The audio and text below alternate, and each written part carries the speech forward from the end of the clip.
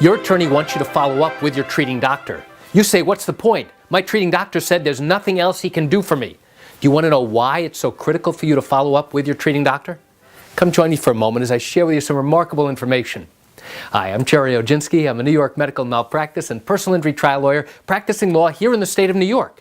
So now, when you suffer significant injury as a result of careless driver, or maybe a doctor who violated the basic standards of care, it is critical for you to continue to go back to your treating doctor to find out what can be done to fix your problem.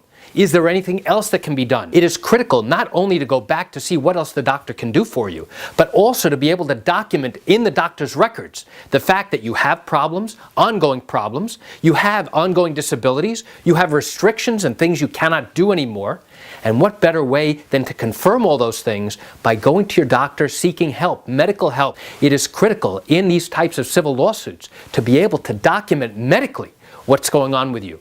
Because let's say after the accident you go for medical treatment and then your case proceeds through litigation and it takes 2 or 3 years, but you don't see another doctor over the course of 2 or 3 years. What does the defense think about that? What they will think is that your injuries are not significant. The defense will think that your injuries have healed up. And now when your case goes to trial, how are you going to be able to prove to the jury that your injuries are ongoing and permanent and disabling?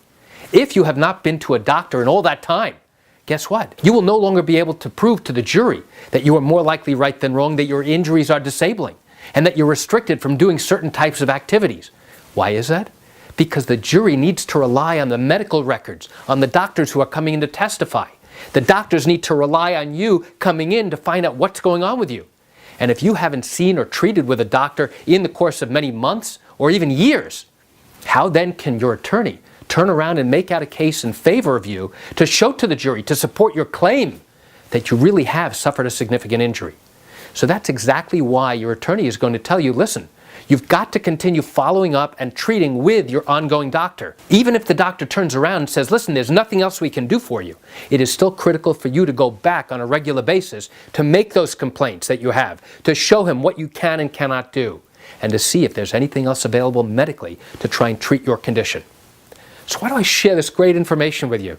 I share it with you just to give you an insight and an understanding into what goes on in these civil litigation cases here in New York. You know, chances are you're watching this because you've got questions or concerns about your own particular matter. Well, if your matter happened here in New York and you're contemplating bringing a lawsuit, what I encourage you to do, if you've got questions, pick up the phone and call me. I can answer your legal questions. You know, this is something I do every single day, and I'd love to talk to you. You can reach me at 516-487-8207 or by email at Gerry, Gerry, at oginski-law.com. That's it for today's quick video. I'm Gerry Oginski. Have a wonderful day.